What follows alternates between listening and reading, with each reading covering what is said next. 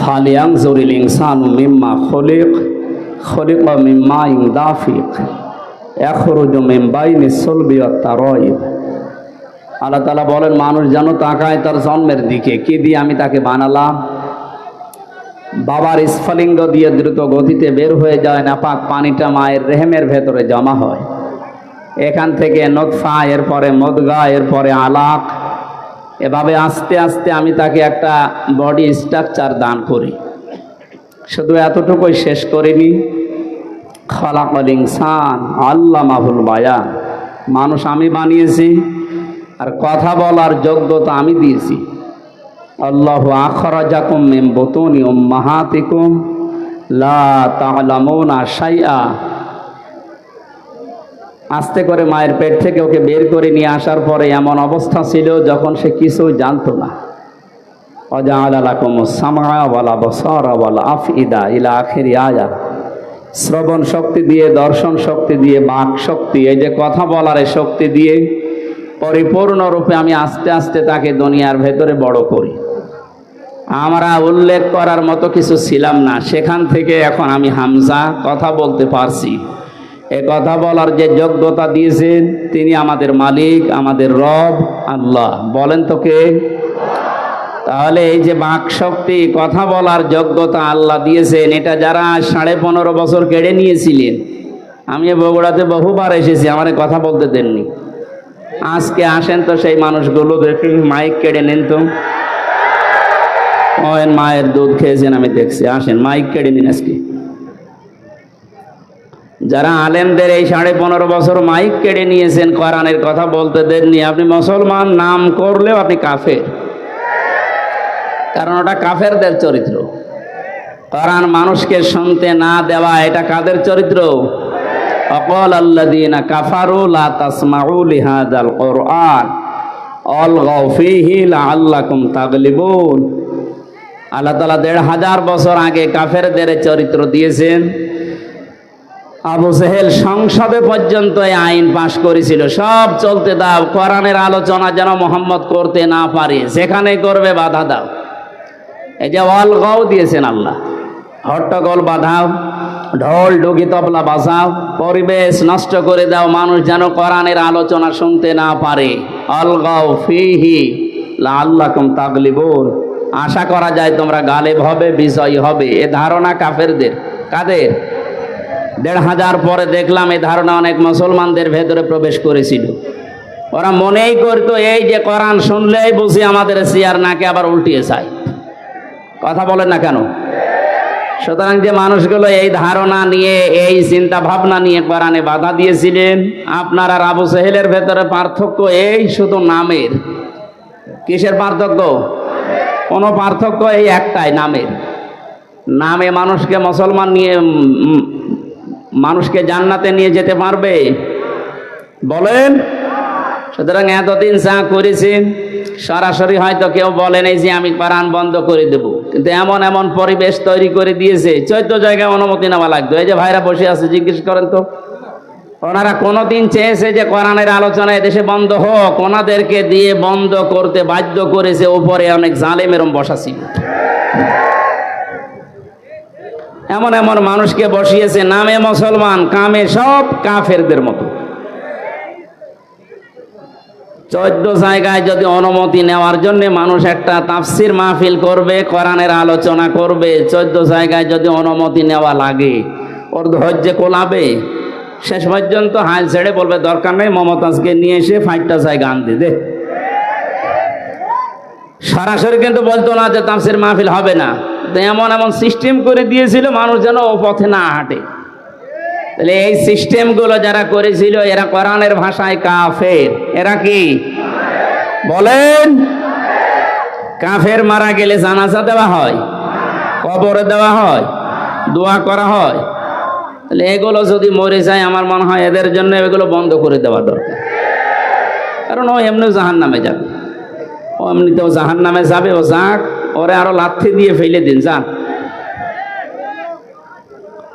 সুতরাং এই পরিবেশ আল্লাহ আমাদেরকে এই যে কথা বলার বাক শক্তি, যে আমাদেরকে দিলেন এবং এ কথা বলার যোগ্যতা যিনি দিয়ে পাঠালেন, এটা যারা বন্ধ করেছিলেন আল্লাহ রাব্বুল আলামিন তাদেরকে এখন সব জায়গা থেকে বন্ধ করে দিয়েছে। ইঁদুরের গর্ত এখন তাদের জায়গা নেই। দু একটা ওকে ঝুঁকি মারছে, ধরা পড়ছে। কথা বলছে না কেন? কোরআনের জন্য আল্লাহ দেশ এখন ওপেন করে দিয়েছে এবং কোরআন কায়েম হবে, এইটাই সামনে ফাইনাল ইনশাআল্লাহ। আমি কিছু কিছু জরিপ মাঝে মাঝে দেখি, যে বিবিসি এরপরে আল জাজিরার, এগুলো বললে মানুষের মন খারাপ হয়। আপনাকে আমি আশা সঞ্চার করার জন্য বলছি। একটা জরিপ পেয়েছিলাম কিছুদিন আগে, 100 জনের 14 জন এখনো পর্যন্ত জালেমদের দোসর আছে এদেশে। 100 জনের 28 জন মানুষ এখনো পর্যন্ত শুধু খাওয়ার ধান্দায় আছে। 100 জনের 58 জন মানুষ চাইছে এদেশে আল্লাহর কালাম দিয়ে পৃথিবীটা চলুক। এ জরিপ আমি বানাইনি, যারা জরিপ করে তারাই জানিয়েছে। সুতরাং 100 জনের 58 জন যখন এই 1-1.5 মাসে তৈরি হয়ে গেছে, আশা করছি আল্লাহ এই দেশকে কোরআনের হাতে তুলে দেবেন ইনশাআল্লাহ। এই দৃশ্যটা যেন আমরা চর্মচোখে দেখতে পারি, সে আকাঙ্ক্ষা আল্লাহর কাছে করছি। আল্লাহ তুমি কবুল করো, আমিন। দরুদ আর সালাম পড়ছি আমাদের নবী মুহাম্মদুর রাসূলুল্লাহ সাল্লাল্লাহু আলাইহি ওয়াসাল্লামের প্রতি। তামাম পৃথিবীর সবাই এখন একটা জিনিস চাচ্ছে, শান্তি। কি বলেন তো? সবাই চায় শান্তি। যে জাতির লোককে জিজ্ঞাসা করেন সবাই শান্তি চাচ্ছে। আল্লাহ রাব্বুল আলামিন শান্তি নামে একটা নাম তিনি নিয়েছেন, সালাম। সালাম মানে কি? সেই সালামের পক্ষ থেকে যে ধর্মটা দুনিয়ায় এসেছে তার নাম ইসলাম। ইসলাম মানে শান্তি। ইসলাম মানে কি? এই আসল শব্দ সিলমন বা সালমন, সুখ শান্তির যে বিষয় আল্লাহ ইসলামের ভেতরে রেখেছেন।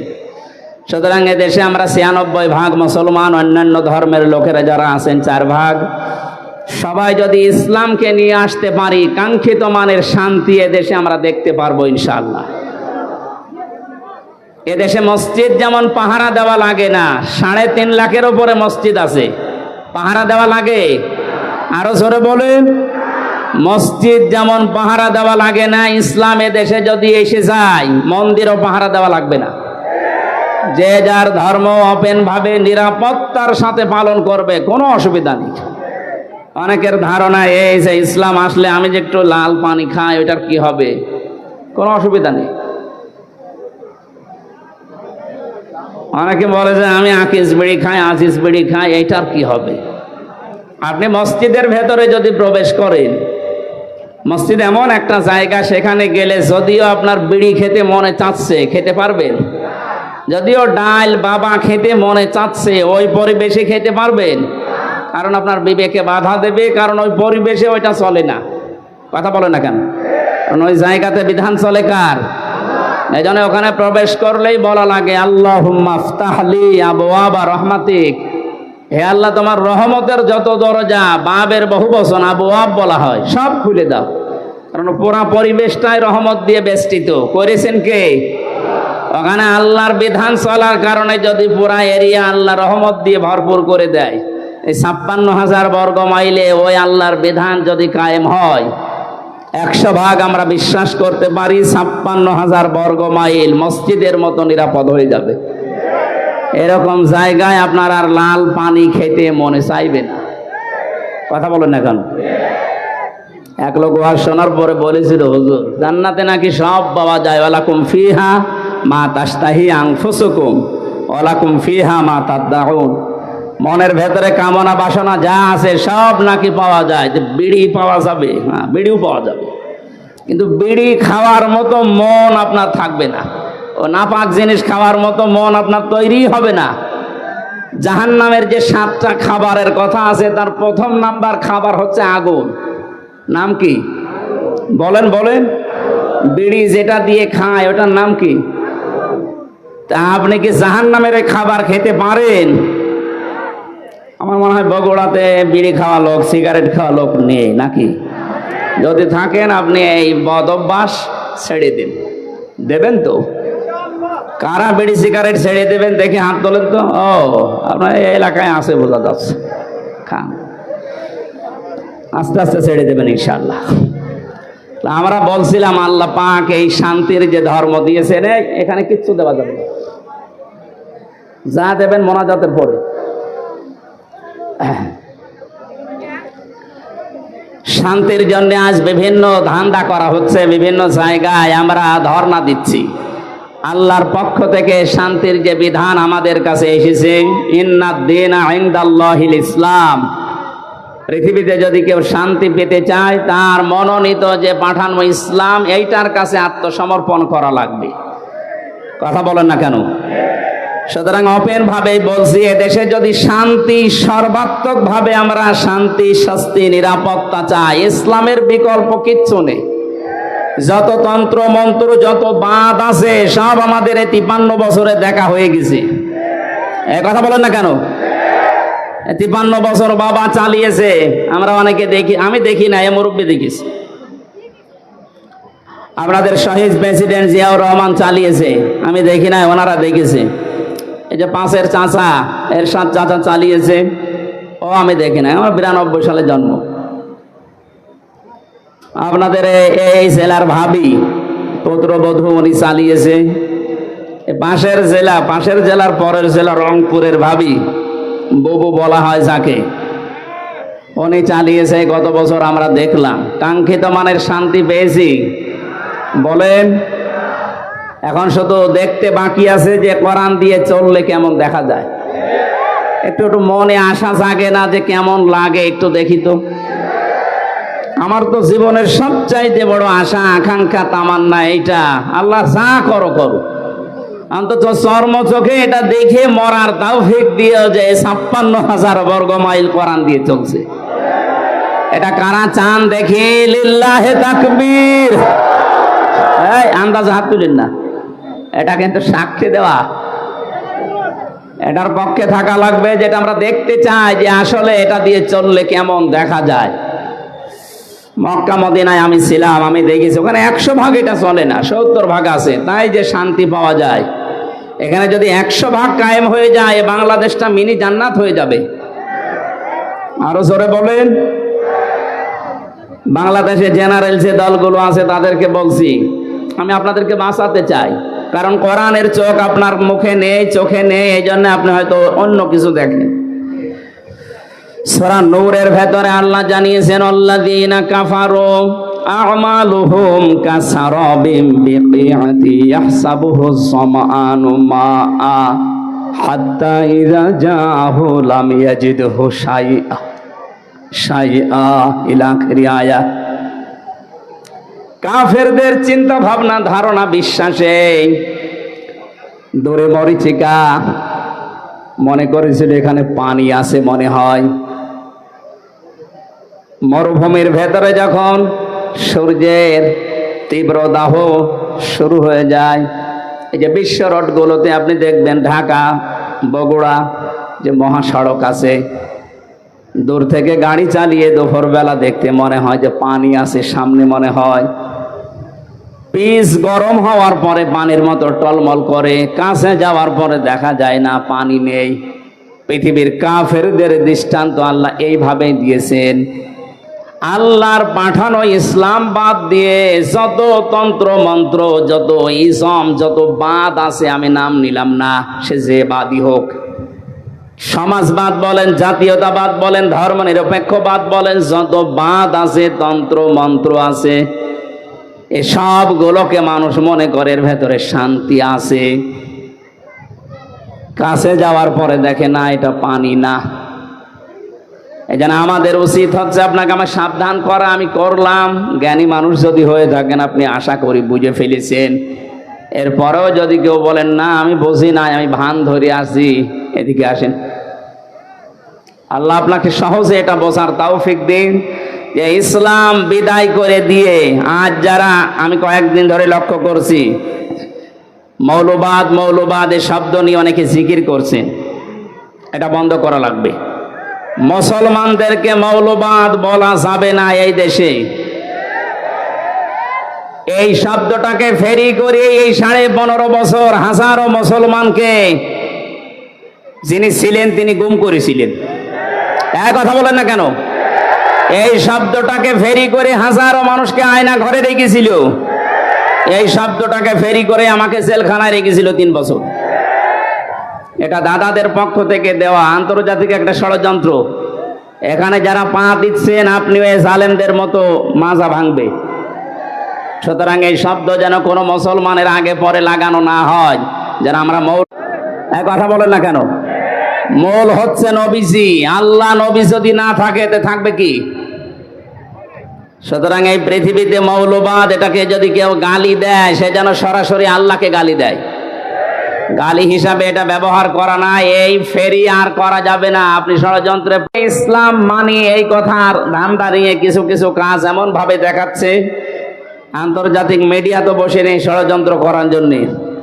ওরা কিন্তু এমন এমন কিছু কাজ করে শেষ পর্যন্ত ডক্টর মোহাম্মদ ইউনূসকে দিয়ে এই শব্দগুলো যারা ফেরি করেছিল, এই জঙ্গিবাদ মৌলবাদ, এগুলো আবার আমাদের ঘাড়ের উপরে চাপিয়ে, আমি বাকিটা বলতে পারলাম না, দুঃখিত। এই জন্য আমরা সংক্ষিপ্ত এবং আমরা সাবধান সতর্ক থাকবো ইনশাআল্লাহ। আমি ইঙ্গিত দিয়েছি, আল্লাহ যেন আমাদেরকে বোঝার তৌফিক দেন, বলেন আমিন। যারা চাচ্ছেন এদেশে ইসলাম বিদায় করে অন্য কিছু দাঁড় করিয়ে আপনি শান্তি পাবেন না, আমেরিকা শান্তিতে নেই। কে বলেছে শান্তিতে আছে? ইসলাম যেখানে নেই সেখানে মুক্তি নেই। কথা বলেন। এক দোকানদার তার কর্মচারী রেখেছিল নাম ইসলাম। নাম কি? তার একটা মেয়ে ছিল নাম শান্তি। ইসলাম আর শান্তির মাঝে মাঝে দেখা হয়, শেষ পর্যন্ত মন দেওয়া নেওয়া হয়ে গেছে। দোকানদার টের পেয়ে ডাক দিয়ে বলছে, বেটা তুমি গরিব মানুষ, আমার বাড়িতে কাজ করে খাও, আমার দোকানের কর্মচারী আর আমার মেয়ের দিকে নজর দিয়েছো, আচ্ছা করে পিটিয়েছে। ইসলাম মনে মনে ভাবতেছে, মালিক আমার মেয়ের সাথে মিল করার কারণে আমারে মারধর করলে এই শান্তি কতদিন তোমার বাড়ি থাকে আমি না দেখে দম নেব না। স্টেশনে বগুড়ায় যে কল দিয়েছে, শান্তি তুমি কোথায়? বসে বাড়িতে, সাজগোজ করে চলে আসো, আজকে পালানো লাগবে। ইসলামের কথা মতো শান্তি সব কিছু নিয়ে পালিয়েছে। সকালবেলা এই লোকটা রাস্তায় দৌড়াচ্ছে আর এলাকার মানুষকে বলছে, আমার শান্তি গেল কোথায়? লোকজন বলছে, শান্তি গেল কোথায় মানে? যে আমার মেয়ে শান্তিকে আমি খুঁজে পাচ্ছি না। লোকজন ডাক দিয়ে বলে, বেটা তোমার দোকানের সে কর্মচারী ইসলাম কোথায়? ওকে তো আমি মারধর দিয়ে বের করে দিয়েছি। মানুষজন বলে, তুমি কি মাথা খারাপ না পাগল? ইসলাম মারধর ধরে বের করে দিলে এখন শান্তি তালাশ করো? ইসলাম যেখানে আছে শান্তি ওখানে গেছে। এইটা আজ যারা বের করে দিতে চাচ্ছেন, এইটা বের করে দিলে এসে আর কিছু থাকবে না। কারণ এখানে ৯৬% মুসলমান। কত ভাগ? নামাজ কালাম কম পড়তে পারি, কিন্তু আল্লাহ রসুলের বিরুদ্ধে আমরা এ দেশে অন্তত ৯৬% মানুষের কেউ নেই। কথা বলে ঠিক কিনা? আল্লাহ আমাদেরকে সম্মতি দিন, বলেন আমিন। কোরআনে কারীম থেকে আমরা সূরা আনআমের ৮০, ৮১, ৮২ এই আয়াতগুলো তেলাওয়াত করেছি। আমি এত লম্বা কথা কোনো জায়গায় বলি না, বেশি হয়ে গেছে। আজকে সংক্ষেপ করছি আলোচনাটা, শুধু শিক্ষাগুলো নিয়ে আসার জন্য। খুব খেয়াল করে শুনবেন। আল্লাহ রাব্বুল আলামিন হযরত ইব্রাহিম আলাইহিস সালামের এবং তার বাবার কিছু কাহিনী এখানে তুলে ধরেছেন। শিরিক এবং ঈমান, এটা সেই পৃথিবীর লগ্নের পর থেকে আরম্ভ হয়েছে এই দুইটার সংঘর্ষ। কোন মানুষ যদি শান্তি, স্বস্তি, নিরাপত্তা চায়, সে যেন তার বিশ্বাসের সাথে অন্য কিছুকে যোগ না করে। এটা যারা যোগ করেছে, যুগে যুগে তাদের শান্তি, স্বস্তি, নিরাপত্তা হারিয়ে গেছে। আর যারা তাদের ঈমানের সাথে জুলুমকে, শিরিককে মিশ্রিত করেনি, আল্লাহ তাদেরকে শান্তিতে রেখেছে। যে মানুষগুলো আজ আল্লাহর বিধানের সাথে, আল্লাহর শক্তির সাথে, পাওয়ারের সাথে অন্য কাউকে শরিক করে বুক ফুলিয়ে বেড়ানোর চেষ্টায় আছেন, আপনি কি মনে করেন?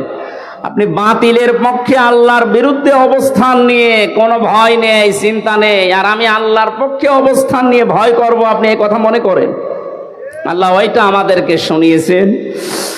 রব্বুল আলামিন বলেন, কাইফা আখাফু মা আশরাকতুম ওয়ালা তাখাফুনা আন্নাকুম আশরাকতুম বিল্লাহি মা লাম ইউনাজ্জিল বিহি আলাইকুম সুলতানা। ১,৫০০ বছর আগে আয়াতটা নাজিল হয়েছে। আমি আয়াতের তাফসীর যখন পড়ি আমার মনে হয় বাংলাদেশ দেখি আল্লাহ এই মাত্র নাজিল করেছে। এদেশে বহু মানুষ আজ ইসলামপন্থী যারা, এদের কথাগুলো তারাও বোঝে, তারাও দেখে এদের কাজ কারবার, দেখার পরেও মানুষগুলো না দেখার মনে হয় ভান করে থাকে। এরা চায় আল্লাহর একাত্মবাদ, আল্লাহর ওয়াহদানিয়াতকে দেশে প্রতিষ্ঠা করতে, আর মানুষগুলো আল্লাহর বিপক্ষে অবস্থান নিয়ে আল্লাহর আইনের বিপক্ষে নতুন আইন তৈরি করে শিরক করে আর বুক ফোলাতে। আল্লাহ তাআলা নবীজিকে দিয়ে বলাচ্ছেন, হে নবী আপনি এই কথাটা মানুষকে জানান, কাইফা আখাফু, কেমন করে আমি ভয় করি, মা আশরাকতুম, যা তোমরা শরীক করো, ওয়ালা তাখাফুনা আন্নাকুম আশরাকতুম বিল্লাহ, তোমরা আল্লাহর সাথে শরীক করে তার সাথে অংশীদার স্থাপন করে ভয় করো না। আর আমরা আল্লাহর একত্ববাদ এই দুনিয়ায় প্রতিষ্ঠা করতে গিয়ে ভয় পাবো কোন কারণে? তোমাদের পক্ষে কোনো দলিল নেই, সব মন গড়া কথা। আর আমি যেটা করতে চাই এটার পক্ষে আমার আল্লাহর পক্ষ থেকে দলিল আছে। শান্তি, স্বস্তি, নিরাপত্তা এইটা দেওয়ার একচ্ছত্র মালিকানা দুনিয়ার কেউ না। কার বলেন তো? ফাজল ফারিকাইন আহাক্কু বিল আমনি, এই দুই দলের ভেতরে নিরাপত্তা পাওয়ার জন্য সবচাইতে বেশি হকদার কারা? ইন কুনতুম তা'লামুন, যদি তোমাদের জানা থাকে বলো দেখি। এ প্রশ্ন ছুড়ে দিয়ে আল্লাহ নিজেই জবাব দিচ্ছেন, আল্লাযীনা আমানু ওয়া লাম ইয়ালবিসু ঈমানাহুম বিযুলমিন উলাইকা লাহুমুল আমনু ওয়া হুম মুহতাদুন। এই পৃথিবীতে শান্তি, স্বস্তি, নিরাপত্তা এ শব্দটা তাফসিরে বারবার আমি লেখা পেয়েছি, এই জন্য উচ্চারণ করছি। তামাম দুনিয়ার মানুষ কিন্তু এইটাই চায় যে আমি শান্তিতে থাকতে চাই, আমি স্বস্তি চাই, আমি নিরাপত্তা চাই।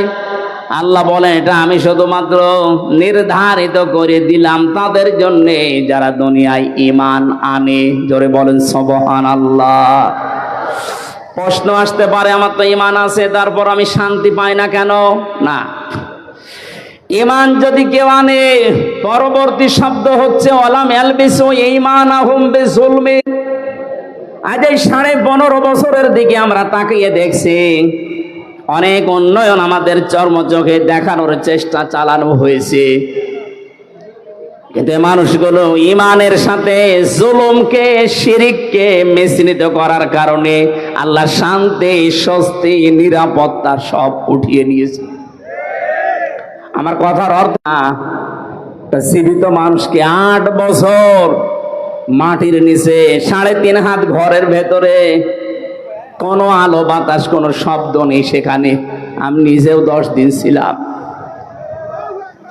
8টা বছর মানুষকে ওখানে রেখে দিয়েছে, যার ইশারায় যে মানুষগুলো এর সাথে জড়িত। মাঝে মাঝেই ভাবতাম আল্লাহ যারা আমাদেরকে পাহারা দিয়ে গেল এরা বাড়িতে যে ঘুমায় কি করে? এত বড় ভয়ঙ্কর, এত বড় কঠিন জায়গায় ওরা তো দেখে গেল, পাহারা দিয়ে গেল। আমার সাথে একজন ছিল জেলখানায়, মুফতি ফখরুল ইসলাম। উনি আমার মাঝে মাঝে বলতো, হামজা ভাই আমারা যখন এই আয়না ঘরে নিয়ে যাই, এই পায়ের ভেতর দিয়ে আমার হাত লাগিয়েছে, পায়ের ভেতর দিয়ে হাত লাগিয়ে সামনে যে লোহার রড দেওয়া ছিল, এই খাঁচা, লোহার এই খাঁচার সাথে হাত দিয়ে সামনে আমার তালা লাগিয়ে দিয়েছে। 1টা 2টা দিন না, 3 মাস একাধারে এইভাবে রেখেছে। তাও 24 ঘন্টা শুধু 1.5 মিনিট 2 মিনিট সময় দিত টয়লেট করার। খাবার যা দিত মাঝে মাঝে মনে হচ্ছে খাবার কেউ মাখিয়ে দিয়েছে।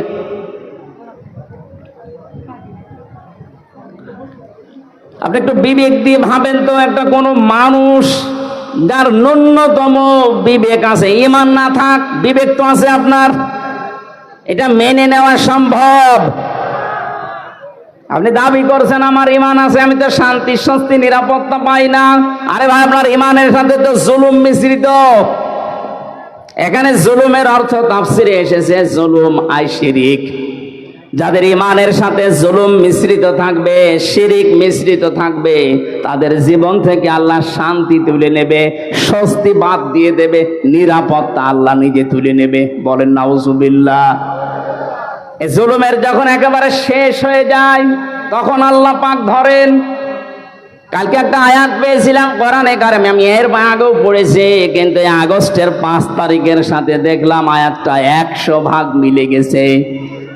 সূরা আনামের 44 নম্বর আয়াতটা, ফালাম্মা নাসু মা যুক্কিরু বিহি ফাতাহনা আলাইহিম আবওয়াবা কুল্লা শাইইন। আল্লাহ পাক বলেন, যখন এই মানুষগুলো আমার বিধান, আমার আইন, আমার কানুন তাদের কাছে যাবার পরে আস্তে আস্তে ভুলে গেল, তাদের শান্তির, তাদের ক্ষমতার, তাদের যে বাহনগুলো, এগুলো আমি আল্লাহ আরো বাড়িয়ে দিলাম। লাফাতাহানা, আমি আল্লাহ খুলে দিলাম। ফাতাহানা আবওয়াবা কুল্লা শাইইন হাত্তা ইযা ফারিহু বিমা উতু। আমার এই নিয়ামত পাওয়ার পরে মানুষগুলো আরো বেশি আনন্দিত, এত আনন্দিত হয়েছিল যে পেছনের কোনো কথা তাদের আর মনে ছিল না। আয়াতটা নাযিল হয়েছে 1500 বছর আগে, অথচ 15.5 বছরের সাথে মিলালে আমার মনে হচ্ছে মিলে যাচ্ছে।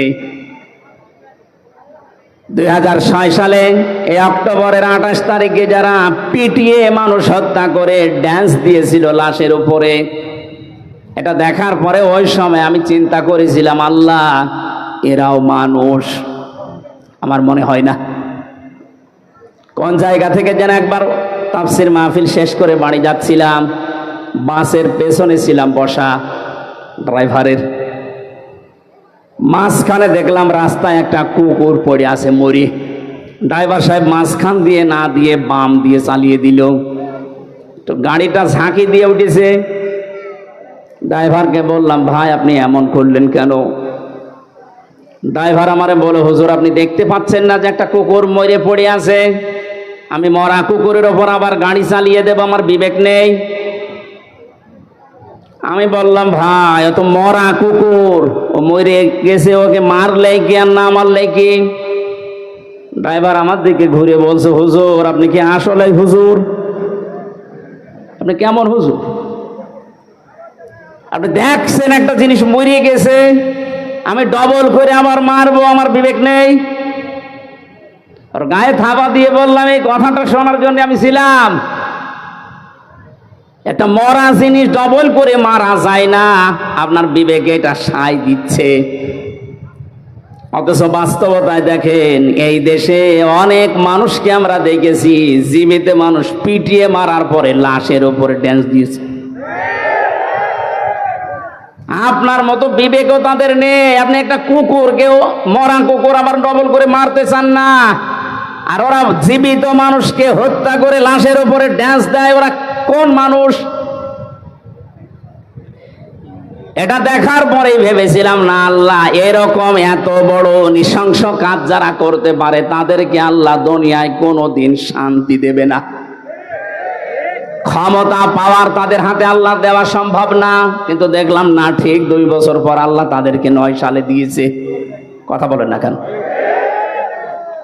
দিল 9 বছর, 5 বছর পরে মনে করলাম 13 সালে যা কেমন হয় পড়ে যাবে, তো না। 13 সালের পরে দেখি না 18 সালে আবার আল্লাহ ওদেরকেই দিয়েছে। 18 সালের পরে মনে করলাম না, আর টেকা সম্ভব না। শেষ পর্যন্ত দেখলাম 24 সালে আবার আল্লাহ ওদেরকে দিয়েছে। কথা বলছে না কেন? আল্লাহ রাব্বুল আলামিন বলেন, মানুষ যখন আমার বিধান ভুলে গিয়ে তাদের মন মতো কাজ করতে গিয়ে জুলুমের একেবারে সর্বশেষ সীমা পার হয়ে যায়, ফাআখাযনাহুম বাগতাতান, আমি হঠাৎ করে তাদেরকে এমন ভাবে পাকড়াও করি তারা দিশেহারা হয়ে যায়। 1500 বছর পরে 2024 সালের 5 আগস্টের দিকে তাকান, 100 ভাগ আয়াতটা মিলে যাচ্ছে। কোন স্মরণ ছিল আল্লাহর কথা? যার ন্যূনতম স্মরণ থাকবে আল্লাহর, ভাষা যে আমাকে কিন্তু জবাব দেওয়া লাগবে, সে কোনোদিন আয়না ঘরের দায়িত্ব পালন করে সে খাবার খেতে পারে না। জেলখানায় আমাদের সাথে দায়িত্ব যারা পালন করেছে তারাও যে বাইরে যে খাবার খেত কি করে আমার বিশ্বাস হয় না। আলেমদের সাথে যা আচরণ করতো ভেতরে, অন্য মানুষের কথা তো বাদই দিলাম, আল্লাহর আয়াতগুলো আল্লাহর বিধানগুলো পুরাটা ভুলে গিয়েছিল।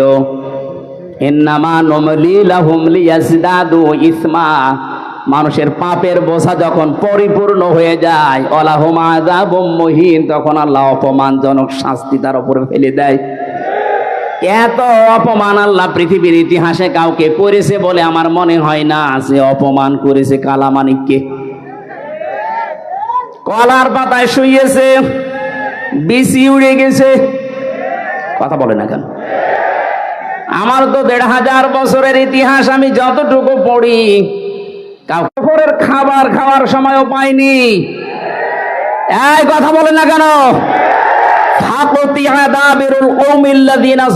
আমি আল্লাহ নিজে জালেমদের শিকড় কেটে দেই, আল্লাহ কেটে দিয়েছে।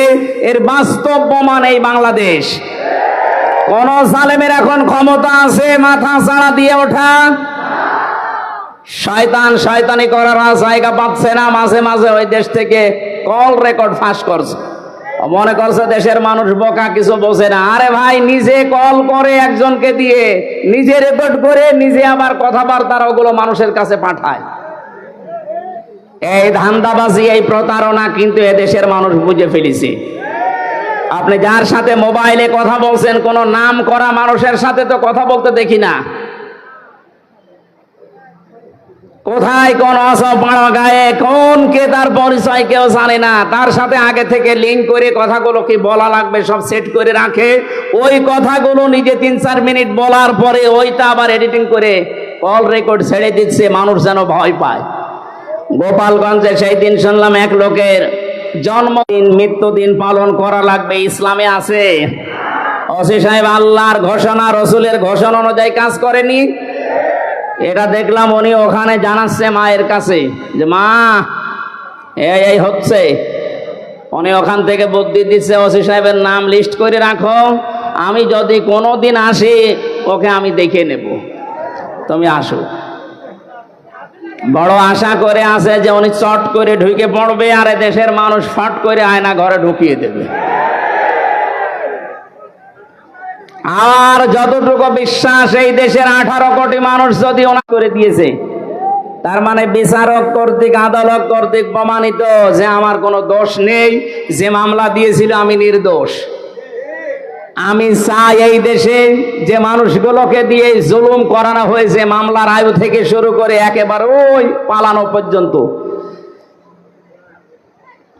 যারাই জড়িত ছিল, এ দেশের 1 লাখের উপরে মানুষ এখন জেলখানায়, তার 100 জনের 70 জনই কিছু জানে না। আন্দাজে যারে বলছে যে এ কি বিচার করবে, এর ভেতরে কোনো মাল নেই, যা। আমি বলতেও গেলাম যে স্যার, মাননীয় আদালতে এই মামলা তো 3 বছর আপনার হাতে ছিল, তখন তো বলেননি, এখন বলছেন কোনো মাল নেই, কি দেখে বিচার করব? সব ফেলে দিলেন। এই 3 বছর আগে যদি এরকম টান মেরে ফেলে দিতেন তাহলে তো আমার 3 বছর জেলে থাকা লাগে না।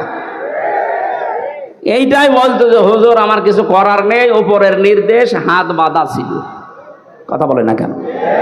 এরকম হাত বাঁধা কি শুধু ওই বিচারকের ছিল? এদেশে 1628টা চেয়ার, শুধু একটা চেয়ারের হাত খোলা ছিল, বাকি সবগুলোর ছিল হাত বাঁধা।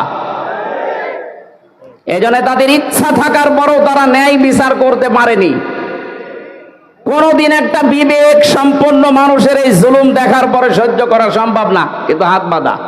ওনার হাত খুলে যাওয়ার পরে আর 1 সেকেন্ডও দেরি করে নাই, সব খারিজ করে দিয়েছে। আমরা চাই রাষ্ট্র সংস্কার যখন আরম্ভ হয়েছে, এ দেশে যাদের হাত এরকম বাঁধা ছিল, এই 1628টা চেয়ারের কোনো হাত যেন আর বাঁধা না থাকে। সবার হাত আমরা আবু সাইদের মতো খোলা দেখতে চাই। কথা বলুন। দায়িত্বে যারা আছে থাক, আমার কোনো আফসোস নেই, নিষেধও নেই, কিন্তু আমরা কারো হাত বাঁধা দেখতে চাই না। এর সাথে মিশ্রণ করে ফেলে তাদেরকে আমি আল্লাহ শান্তিতে থাকতে দেই না। বাস্তব আমরা এখন দেখতে পাচ্ছি, কেউ শান্তিতে আছে? মনে করেছিল আমি আরামে থাকবো, যাদের দ্বারা আরামে থাকবে তারাই ধরিয়ে দিয়েছে। এই যে দীপমণির নাম শুনলাম, উনি ওনার বোনের বাড়িতে পালিয়েছিল। বোনের ছেলে মোবাইল টিপছিল, নিষেধ করে যে ওই মোবাইল টেপা বাদ দিয়ে পড়াশোনা কর। ও ছেলেটা বিরক্ত হয়ে গিয়ে 999 কল দিয়ে এই পুলিশ ভাইদের কাছে। আপনাকে আল্লাহ শান্তিতে থাকতে দেবে না। যারা জুলুম করে আর যারা জুলুমের সাপোর্ট করে, এই মানুষগুলো নবীর উম্মত থেকে বের হয়ে যায়। কত বড় কথা লেখা লক্ষ্য করেন, যারা জুলুম করে আর যারা জেনে শুনে জুলুমের সাপোর্ট করে, এরা নবীর উম্মতের বাইরের লোক। এদেশে আমরা অনেককে এরকম দেখতে পেয়েছি। সুতরাং আপনাকে আল্লাহ শান্তিতে, স্বস্তিতে, নিরাপত্তায় থাকতে দেবে কোন কারণে?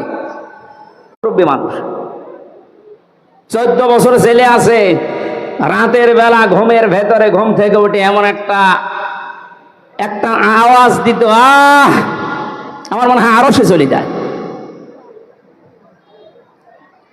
60 বছর 65 বছরের এই মুরব্বী মানুষ চোখের পানি ফেলে কাঁদতো, হামজা ভাই জীবনের 1 মাস পরে মামলার আসামি কার? এটা তো আমি বানালাম নাকি? সূরা শুরা 42 নম্বর আয়াত, 25 নম্বর পারা, 6 নম্বর পৃষ্ঠার 13 নম্বর লাইনে আছে। আমি যত তাফসীর পড়েছি বিশ্ববিদ্যালয়ে থাকাকালীন, সব মুফাসসির আয়াতের ব্যাপারে একমত। খুব ভালো করে শোনেন, ইন্নামাস সাবিলু, দেশের সাথে মিলান। আমার তো মনে হয় অনেকের জীবনে এটা মিলে যাচ্ছে। কোন কারণে কিচ্ছু জানে না, লোকটা ঘুমিয়ে আছে ঘরে, ঘুম থেকে উঠে যাচ্ছে জেলখানায়। কি গো, তুই গাছ কেটেছিস? অথচ গাছ কাটা কি ও কিছুই জানে না। এরকম মিথ্যা মামলা দেশে ছিল না? আরো আসতে বলেন। এ বিষয়গুলো আমি নিজে জানতাম না, জেলখানায় 3টা বছরে ধাপে ধাপে দেখিয়েছি, তাই বলছি। বললাম না 100 জনের 70 জন মানুষ অন্তত কিছুই জানে না। জেলে ঘুমিয়ে আছে, পরের দিন আবার ঘুম ভাঙার পরে কোথায় গো? বাড়িতে। কেন? কিছুই জানে না। মাঝখান থেকে পরিবারের কাছ থেকে 1.5-2 লাখ টাকা নিয়ে আল্লাহর ওলি জামিন করিয়ে দিয়েছে। এই জুলুমের শেষ কোথায়? আপনি কি জবাব দেবেন আল্লাহর কাছে? এজন্য জালেমদের কোন সম্পদ আল্লাহ দুনিয়ায় কাজে লাগাতে দেয় না। তার বাস্তব প্রমাণ এই দরবেশ কত টাকার মালিক ছিল আপনি হিসাব করতে পারেন? কি হয়েছে তার টাকাগুলো? এখন শানের উপরে ঘুমানো লাগে। আমাদের যেখানে রেখেছে 3টা বছরে এই মাটির উপরে, শানের উপরে, এখন তার ওই জায়গায় টাকা লাগছে। কি হচ্ছে তার ওই অর্থ সম্পদ গুলো, এই টাকাগুলো কোন কাজে আসতেছে? এখন তাদের যে চরিত্রের বর্ণনা বের হচ্ছে, শয়তান থেকে শুরু করে যারা তার দোসর ছিল, সবাই আল্লাহর মামলার আসামি। মামলার বাদী যত বড় হয়, মামলা মেটানো তত কঠিন হয়। এক কথা বলেন না কেন? আমার মামলার বাদী যদি আমার সত্যি কথা বলছি কোন সলিমদ্দি হতো, আমি যদি আকিস গ্রুপে চাকরি করতাম, আপনার না হামজাও না, মামলার বাদীকে আপনি দেখেন আপনার দ্বারা আবার জুলুম হয়ে যাচ্ছে না তো? আজ অনেকে নিজের স্ত্রীর উপরে জুলুম করছি, পরিবারের উপরে জুলুম করছি, স্ত্রী হিসাবে স্বামীর উপরে জুলুম করছি। আল্লাহর নবীর স্ত্রী তার স্বামীকে অভয় দিত, স্বামী আমার ভয় পাবেন না, ইন্নাকা লা তাসিলুর রিহমা। এই পৃথিবীতে যারা আত্মীয়তার সম্পর্কগুলো ঠিক রাখে, তাদেরকে আমার আল্লাহ কখনো ভয় দেখান না। জোরে বলেন সুবহানাল্লাহ।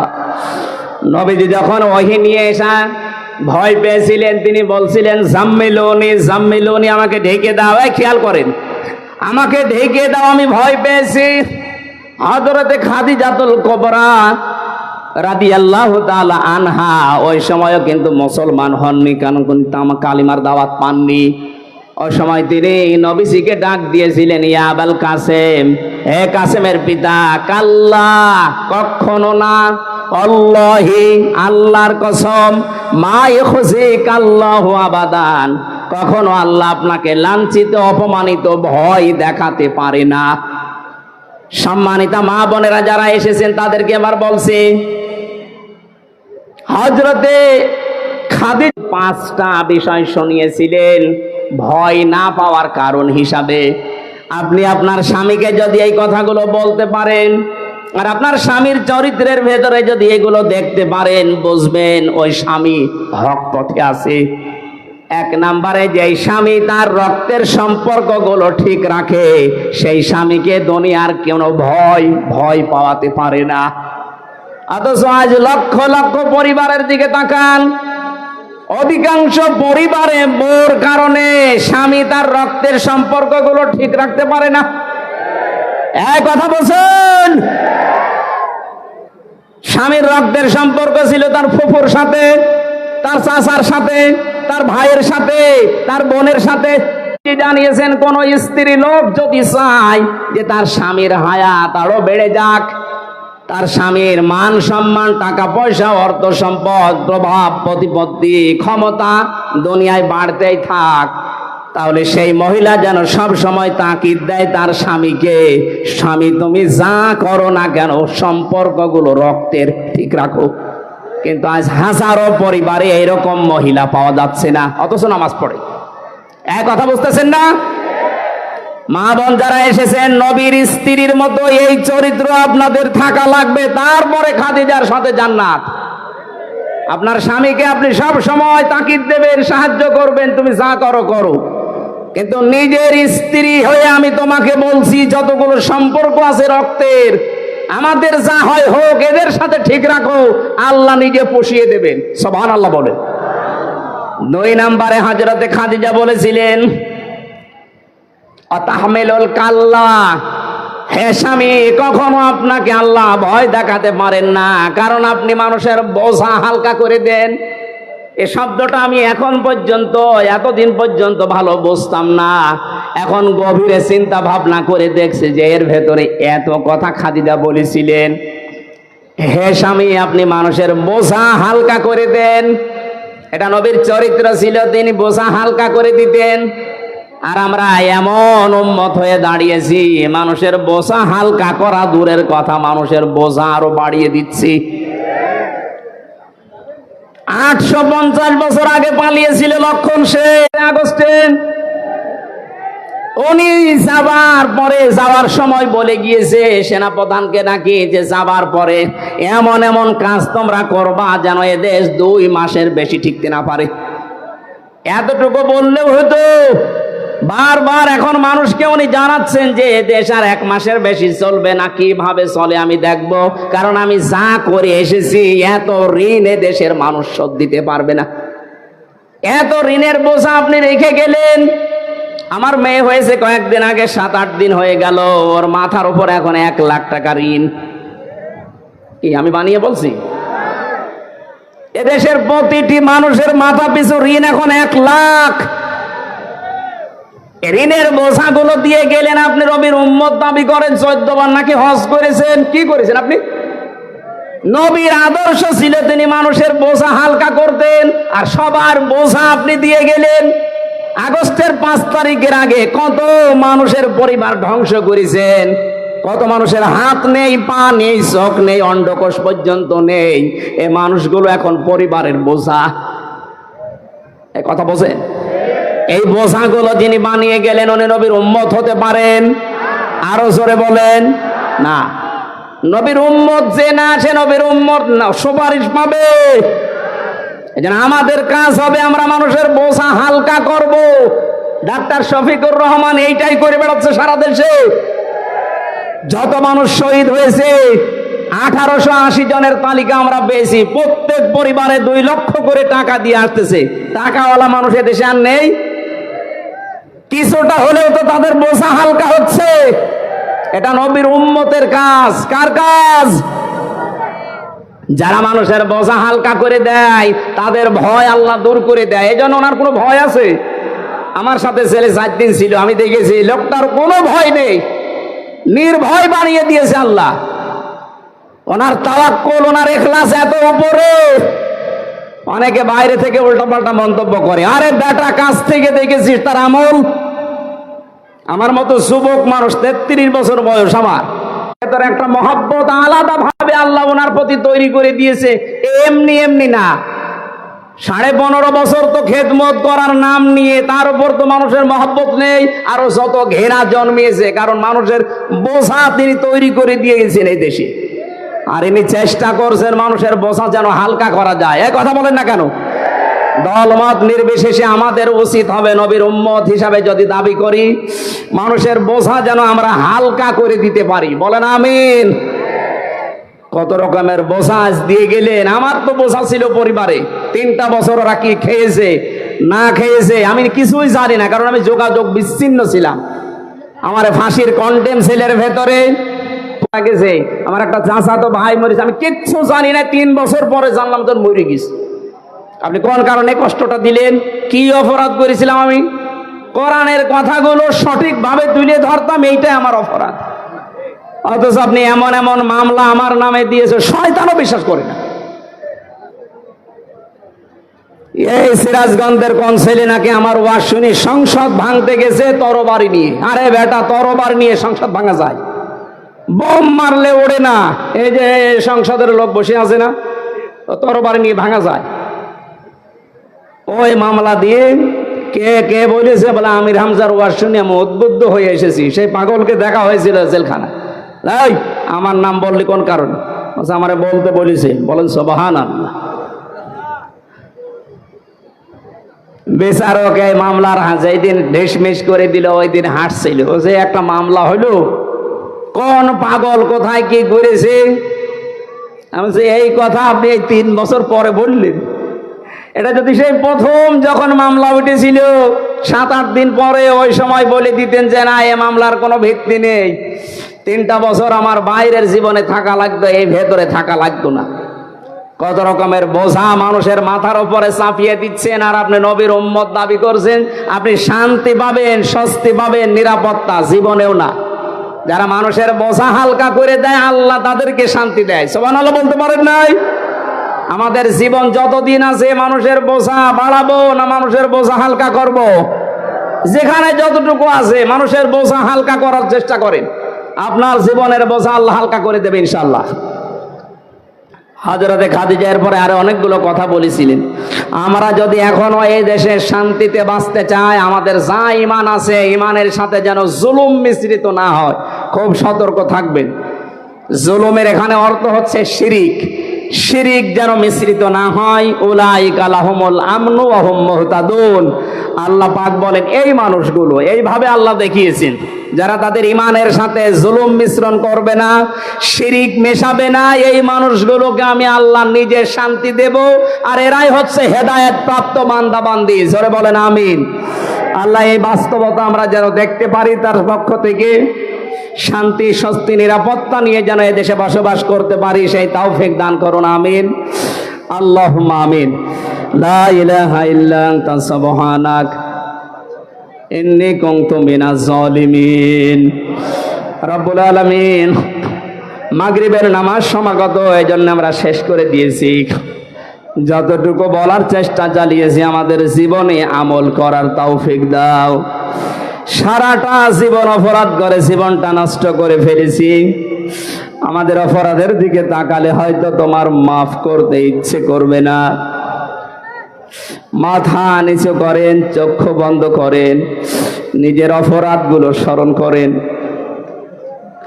কোরআনের অনুষ্ঠানে এসে আমরা সবাই স্বীকৃতি দিচ্ছি মানুষের সামনে, জনগণের সামনে ওপেন ভাবে, আল্লাহ আমরা অপরাধী, মেহেরবানি করে আমাদের অপরাধগুলো পাল্টিয়ে তুমি নেকি বানিয়ে দাও। ফাউলাইকা ইউবাদদিলুল্লাহু সাইয়্যাতিহিম হাসানাত। তোমার কোরআন জানিয়েছে যারা কোরআন শুনতে এসে তওবা করার নিয়ত করে, ভালো হওয়ার নিয়ত করে যায়, আমি আল্লাহ তাদের অপরাধগুলো পরিবর্তন করে ওই জায়গার নেকি দিয়ে পাল্টিয়ে দেই। এখান থেকে বাড়ি যাওয়ার আগে যেন আমাদের জীবনের অপরাধগুলো মাফ হয়ে নেকি হয়ে যায়। বলেন আমিন। যারা এই আয়োজনে আঞ্জাম দিয়েছে, যারা টাকা পয়সা এখানে খরচ করেছে কোরআন প্রচারের জন্য, যে যতটুকু এগিয়েছে, আল্লাহ উসমানের মতো তাকে কবুল করে নাও। আজকের মাহফিলের সম্মানিত সভাপতি, প্রধান অতিথি সহ বিশেষ অতিথি যারা এসেছে, প্রশাসনের যে ভাইগুলো এসেছে, নিজেদের স্ত্রী পুত্র বাড়ি ঘর ছেড়ে দিয়ে যারা দেশ এবং দশের দায়িত্ব